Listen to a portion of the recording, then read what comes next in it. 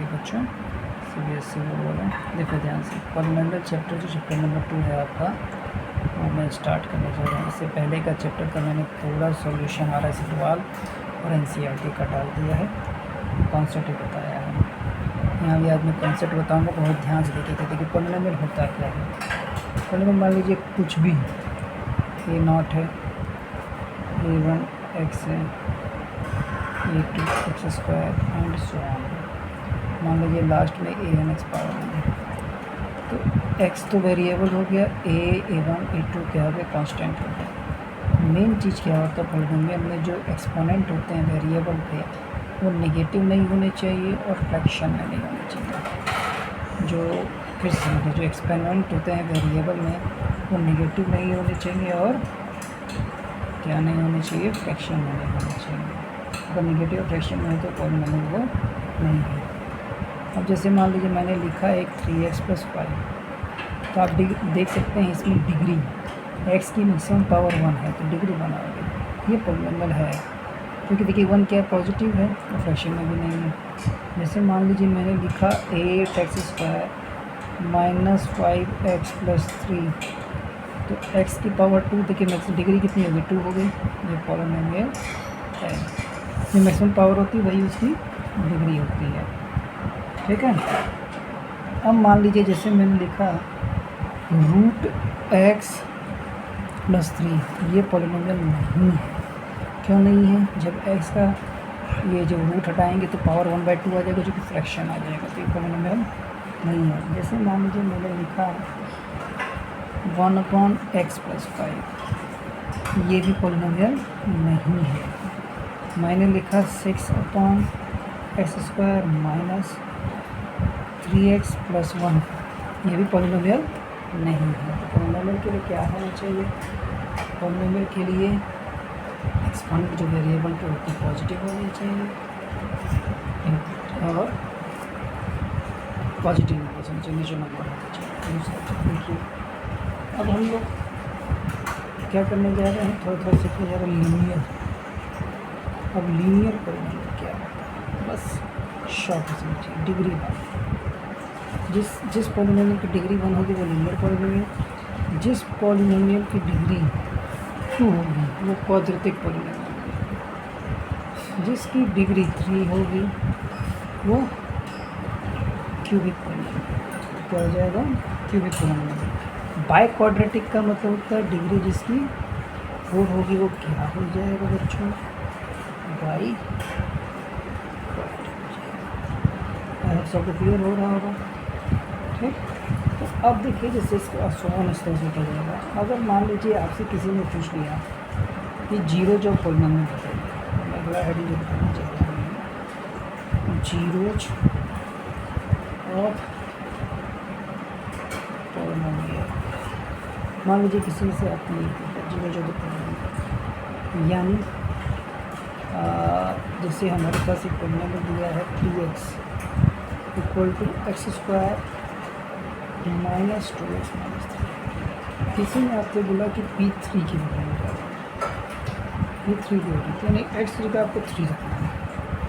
जैसे जब 3 रखो, 3 का स्क्वायर - 2 × 3, 3 का स्क्वायर करोगे 9, 6, ऐसे देखो तो सब कट के क्या आ जाएगी। जो चीज़ रखने की पॉलिनोमियल में वैल्यू 0 आती है उसका 0 रखना, ठीक। अब मान लीजिए P - 1 रखने के लिए क्या है, उसको भी रख दिया जाए। x की जगह -1 रखें, -1 का स्क्वायर करोगे माइनस प्लस 2 क्या हो गया, यानी ये भी इसका क्या हो गया, 0 हो गया। ये एक तरह से आप ये कह सकते हैं कि -1 और 3 उसके क्या आ गए, 0 जा रहे हैं। अब जैसे क्वाड्रेटिक का क्वेश्चन दिया है या कोई पॉलिनोमियल दिया, मान लीजिए क्वाड्रेटिक क्वेश्चन दिया है, इसकी डिग्री 2 है, bx + c। अब हमने आपको क्या सिखाया है, मान लीजिए इसके 2 जीरोज अल्फ़ा और बीटा है, 2 जीरोज मान लीजिए अल्फ़ा और बीटा है, तो सम ऑफ जीरोज क्या होता है, सम ऑफ जीरोज होता है -b। b क्या है, b हमारा x का कोफिशिएंट है, यानी -, को FP कोफिशिएंट ऑफ एक्स, ए क्या है coefficient of x square, coefficient of x square, ठीक है। अब अल्फ़ा इंटू बीटा अगर मैंने किया दैट इज़ सी बाई, सी क्या है कांस्टेंट नंबर है, सी क्या है कांस्टेंट नंबर है, और ए क्या है भाई coefficient of x square, coefficient of क्या है एक्स स्क्वायर। ऐसे क्लियर हो रहा होगा। ये प्रोडक्ट ऑफ जीरो हो गया, ये सम ऑफ जीरो हो गया, ये प्रोडक्ट ऑफ जीरो। अब इसी के बेस पे जैसे आपके एग्जाम में क्वेश्चन आ जाता है कि फाइंड द जीरो जो the polynomial and verify the relationship. जैसे एग्जाम्पल 1 आपकी RS अग्रवाल का है, यहाँ पे क्वेश्चन दिखा रहे हैं, यहाँ पे दिखा रहा है क्या कह रहा है, फाइंड द जीरो जो the polynomial 6x square minus 3 minus 7x and verify the relationship between the zeros and the coefficient. देखिए क्या है हमारा question, 6x square minus 3 minus 7x। पहला चीज़ पहले तो इसको ढंग से सीक्वेंस में लिखना है, लिखेंगे 6x स्क्वायर, पहले माइनस 7x पहले लिखेंगे माइनस 3, फिर इसको तुरंत कंपेयर करेंगे बच्चों, इससे x square plus b x plus c c. अब ए की वैल्यू आप देख सकते हैं 6 है, बी की वैल्यू आप देख सकते हैं -7 है, सी की वैल्यू -3। अब हम तुरंत सीखे हैं सम ऑफ जीरोज, मान लीजिए इसको 2 जीरो अल्फा बीटा क्या होता है माइनस बी बाई ए। तो प्रोडक्ट ऑफ जीरोज हमारा क्या आता है सी बाई। तो पहले इसका जीरोज निकालेंगे, मिड टर्म स्प्लिटिंग मेथड से अगर आपको आता है तो फटाफट कर लेंगे। जैसे लिखा है ना 6x square minus 7x minus 3। अभी 6 और 3 को मल्टीप्लाई करेंगे 18 आएगा, 18 को ऐसे तोड़ना है कि 7 आएगा। अभी 7 कैसे आएगा माइनस ये 6 3 18, 9 2 18 तो -2 माइनस में 7 आ जाएगा, 9 माइनस 2 एक्स माइनस 3, ब्रैकेट खोलेंगे 6 square minus 9x plus 2x minus 3, 3x common लिए 2x माइनस 3 प्लस 1 कॉमन लिए 2x माइनस 3, तो 2x माइनस 3 3x प्लस 1। अब देखो यहाँ से बेटा 2x की वैल्यू 3 आ गई, तो x वैल्यू क्या आ गई 3/2 आ गई, 3x वैल्यू -1 आ गई, x वैल्यू क्या आ गई -1/3 आ गई, ठीक।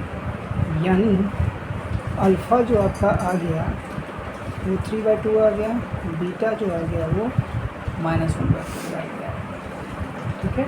अब आप लगा दीजिए sum of zero that is -b/a। Sum alpha हमारा क्या है बच्चों 3/2, बीटा क्या है प्लस माइनस माइनस हो जाएगा 1/3। अब इधर बच्चों 2 और 3 का एलसीएम लोगे तो क्या आएगा 6 आएगा, 3 3 जा 9, 3 0 2 2 1 2, यानी इधर ये आ जाएगा 7/6। अब राइट साइड आ जाएगा माइनस बी भी हमारा -7 और ये 6 है, ये भी देखिए 7/6, ये तो वेरीफाई हो गया, ये तो वेरीफाई हो गया, ठीक। अब आते हैं प्रोडक्ट ऑफ जीरोज को, that is alpha into beta into C by. Alpha हमारा कितना आया था बच्चों 3/2, बीटा आया था -1/3, कट गया यानी -1/2। राइट साइड में ये सी हमारा कितना था, सी हमारा -3 था, ए हमारा 6 था 1/2। देखिए -1/2 इधर भी आ गया -1/2, यानी ये भी वेरीफाइड। सबको क्लियर हुआ होगा बच्चों, तो अगले वीडियो में आगे जा सकते हैं। Thank you.